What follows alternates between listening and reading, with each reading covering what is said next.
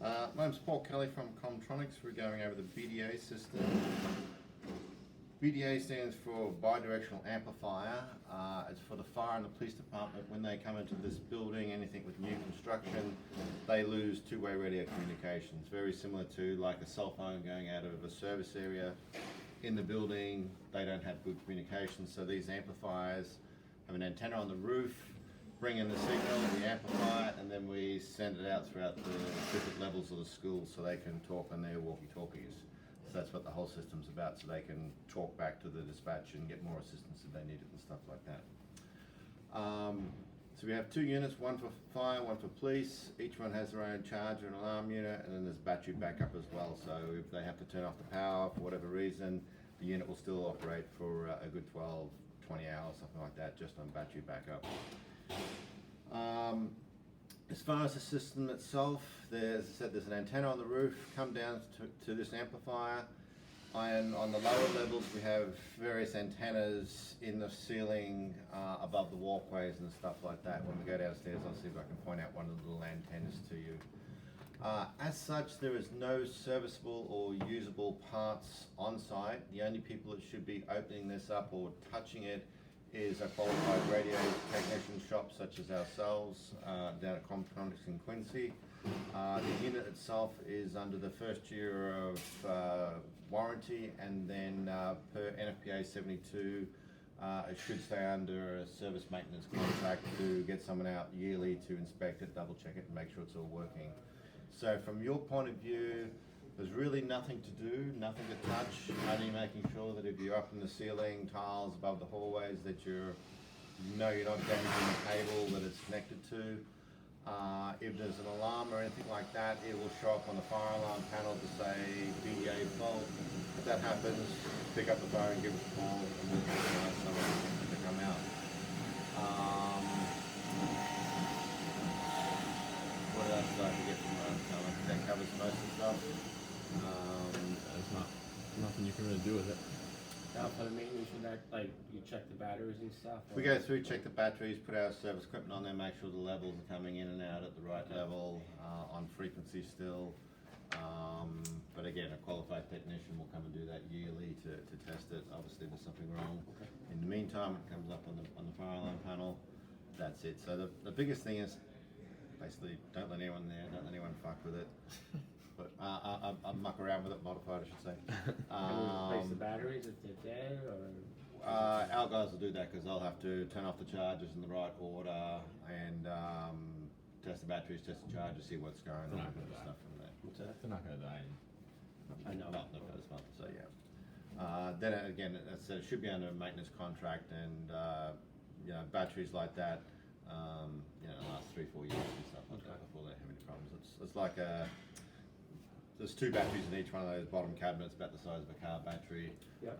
So they're designed for slow discharge over a long period of time. So that's why, you know, it's not like a car battery where it's cranking. It's more for like a camping battery where you have where it's slow, loads Now are those the antennas throughout the school? Are they wired in, or are they just a wireless? Oh no, they're wired in. So what I got here is a set of as-built drawings that we supplied to the fire department, which is a copy for you guys. You can throw in there. So what you have is you got an antenna on the roof for fire, one for police. They go down with little lightning arresters. They go into each one of the red boxes. They then combine onto one spot, and then we distribute throughout the school at different levels with different antennas as we go. And then we have the 2-hour fire-rated spaces just to keep the cable protected till we get down on the first floor. And then on the rest of your drawings, basically shows where we are here. So there's an antenna. Oh, see that little black one sticking up there? That's actually one of the antennas in there. And then on the roof, it looks a bit like that. So if you get up there and you see a couple of things, don't put anything in front of them, don't move them or anything like that, because they're directional pointed to the fire and police department. So you're just going to make sure you stay away from, just like you see a microwave dish, you know, don't move it or alter it, anything like that, otherwise it'll lose its signal. It's a sort of a complicated little drawing. Then you got going down the next level, so this is the second floor, so you got an antenna back in the gym area, down the main hallway. And then on the first floor we walked in, goes, you know, basically all the way around to the different areas. So it's mainly down the main hallways is where you're seeing the cable. And that's about it. Then you got your